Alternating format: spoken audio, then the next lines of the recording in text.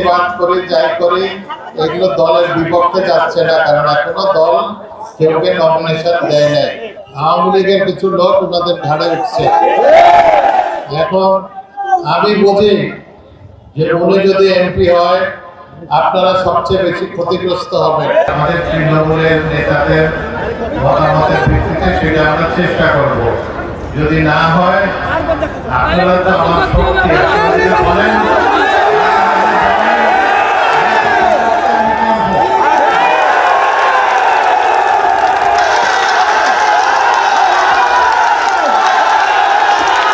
দল যেহেতু এখনো কেউ নমিনেশন দেয় নাই, আমরা যত কার্যকলাপ এখন করতেছি প্রতিবাদ করি যাই করি এগুলো দলের বিপক্ষে যাচ্ছে না, কারণ এখনো দল কেউকে নমিনেশন দেয় নাই।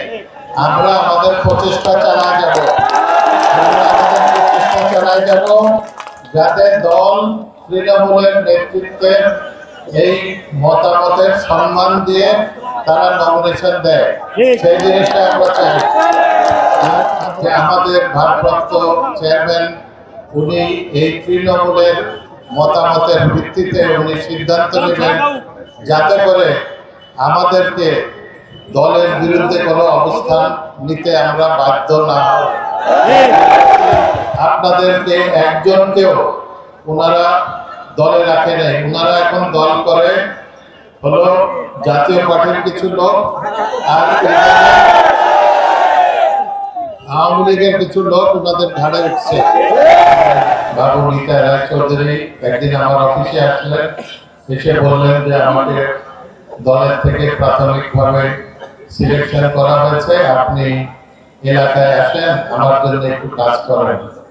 তখন আমি বললাম যে আমি কি কাজ করব আপনার জন্য? আমি জেলের থেকে বেরোয় দেখলাম যে আপনার সাথে তো কেউ নাই, কাকে নিয়ে আপনি নির্বাচন করবেন?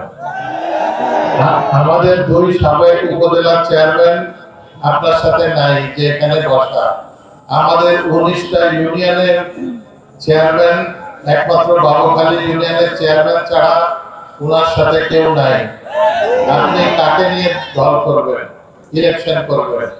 আমাদের কয়েকদিন আগে যে নির্বাচন হলো এই ওয়ার্ডের নির্বাচন, সেখানে আমাদের 513 জন নির্বাচিত হচ্ছে, সভাপতি সেক্রেটারি সাংগঠনিক।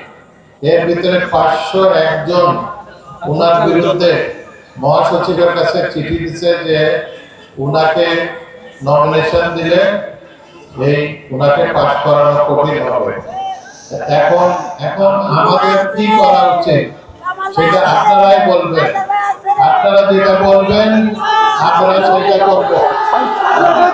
কর্মীদের এখন অস্তিত্বের প্রশ্ন। আপনারা যারা এই 16 বছর আওয়ামী লীগের সাথে যুদ্ধ করে মামলা খেয়ে অনেকের আত্মীয় স্বজন মারা গেছে, অনেকের চাকরি হারিয়েছেন, অনেকের জমি জাতি গেছে, টাকা পয়সা গেছে, আমার নিজের ব্যবসা প্রায় সবগুলো ধ্বংস। আমি 7 বছর জেল খাটছি। এখন এর পরে যদি আপনাদেরকে একজনকেও ওনারা দলে রাখে নাই, ওনারা এখন দল করে হলো জাতীয় পার্টির কিছু লোক আর আওয়ামী লীগের কিছু লোক ওনাদের ঘাড়ে উঠছে। এখন আমি বুঝি যে উনি যদি এমপি হয় আপনারা সবচেয়ে বেশি ক্ষতিগ্রস্ত হবেন। আপনারা 16 বছর মামলা খেলেন, আগামী 5 বছর হয়তো আবার আপনাদের মামলা হবে। আপনাদের মতামতের ভিত্তিতে যে কোনো প্রার্থীকে যদি দেয় আমরা তার সাথে আছি।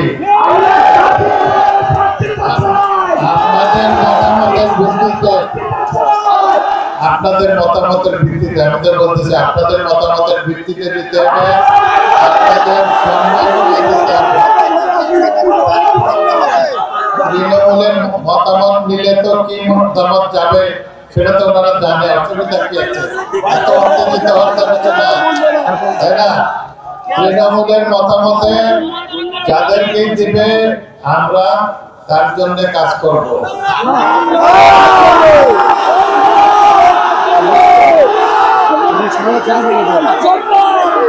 আপনারা ঐক্য ধরে রাখবেন, আল্লাহর উপরে ভরসা রাখেন, আমাদের নেতৃত্বের উপরে ভরসা রাখেন, ইনশাআল্লাহ আমাদের জয় হবে।